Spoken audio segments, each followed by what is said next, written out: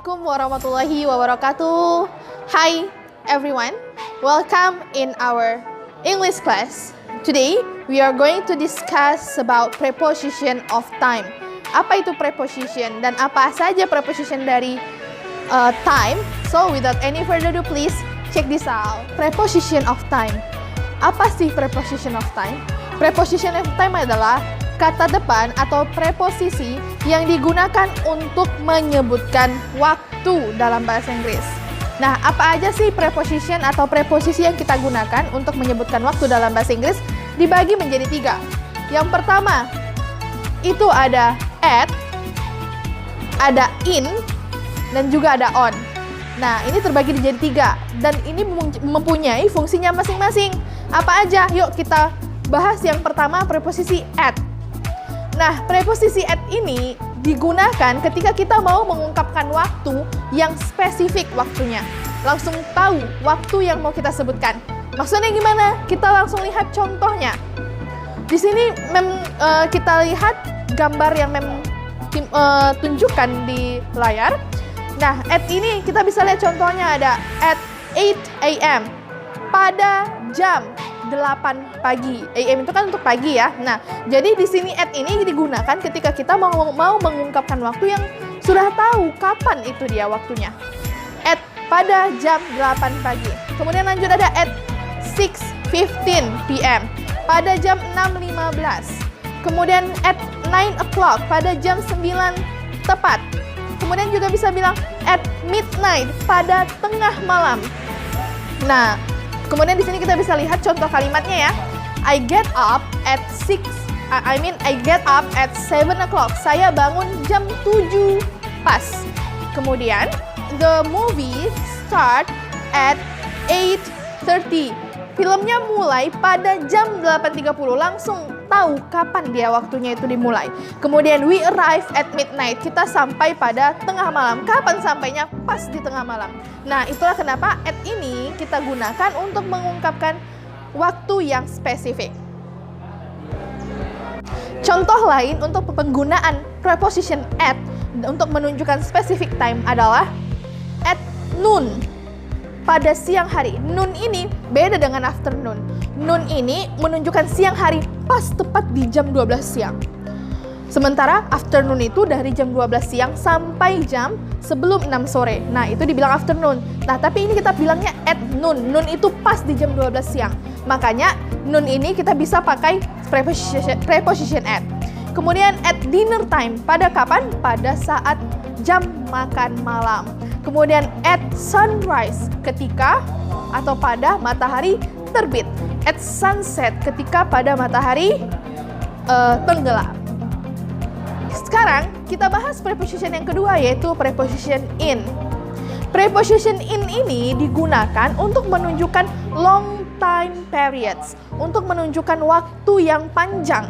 Waktu yang panjang contohnya gimana? Nah, kita ini dibagi-bagi, lihat gambar yang sudah berikan di sini. Pertama itu ada season. Season ini artinya adalah musim. Nah, musim itu satu musim bisa sampai 4 bulan. 2 sampai 4 bulan satu musim. Nah, itu kan panjang. Makanya season itu kita gunakan preposition in untuk mengungkapkan season. Contohnya in winter pada musim dingin. In spring pada musim semi, in autumn pada musim gugur, kemudian in summer pada musim panas. Nah, setelah season ada dekade. Nah, misal contohnya in 90s pada dekade 90-an. Pada tahun 90-an. Kemudian in 20s dekade 2000-an misalnya kayak gitu. Nah, kemudian ada juga centuries. Centuries ini abad. Contohnya kita bisa langsung lihat in 21st century pada abad ke-21. In 19th century pada abad ke-19. Nah, setelah centuries di sini juga kita bisa lihat penggunaan untuk weeks. Weeks, minggu.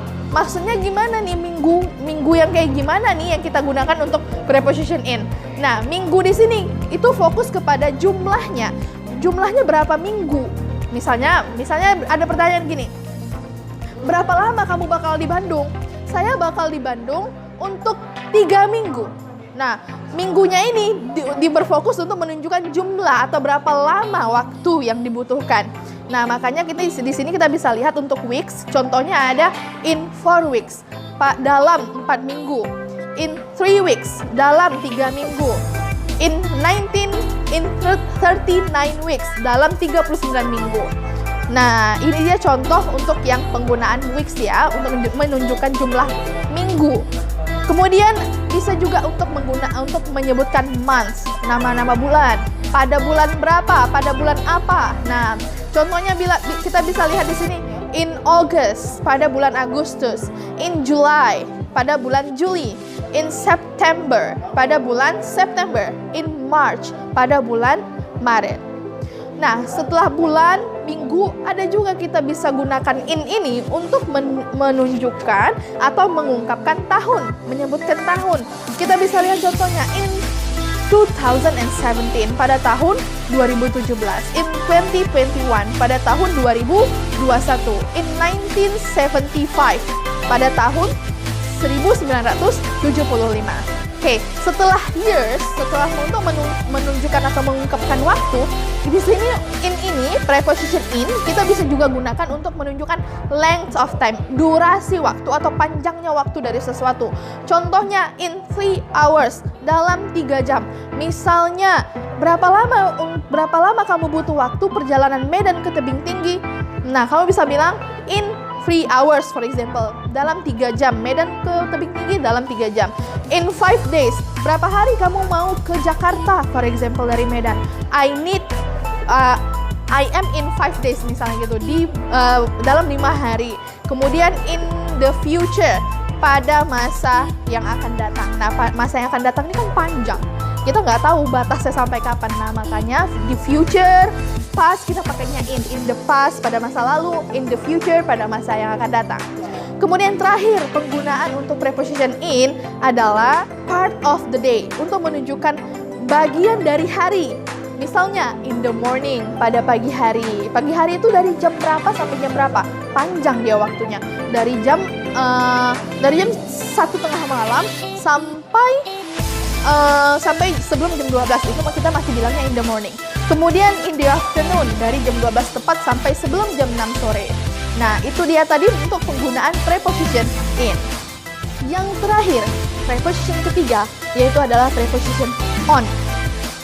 On ini kita gunakan untuk mengungkapkan waktu, days and date, hari dan tanggal. Jadi untuk menyebutkan hari dan tanggal, kita gunakan preposition on.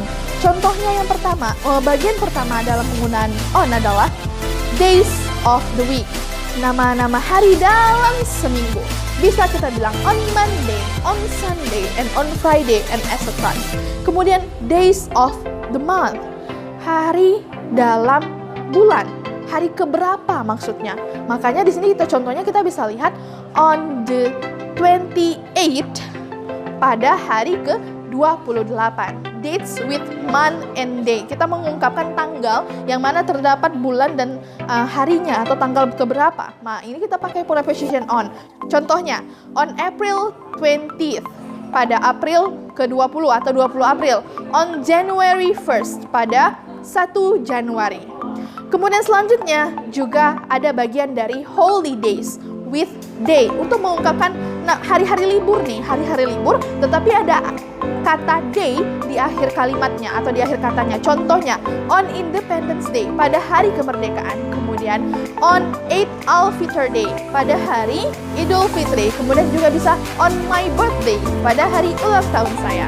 Nah, selanjutnya ada on plus day plus part of the day. Setelah on kita tambahkan harinya Sunday. Setelah Sunday kita tambahkan part of the day. Part of the day itu morning, afternoon kayak gitu ya. Ini evening. Nah, makanya contohnya di sini adalah on Sunday morning, pada Minggu pagi. Kemudian on Friday night, pada Jumat malam. Kemudian on Thursday afternoon, pada Kamis siang. Kemudian terakhir untuk penggunaan on adalah fungsinya untuk menunjukkan menggunakan weekend. Weekend ini apa? Akhir pekan. Makanya untuk weekend kita sebutnya pakai preposition on. Misalnya, I will go to Surabaya on the weekend. Saya akan pergi ke Surabaya pada akhir pekan, on the weekend.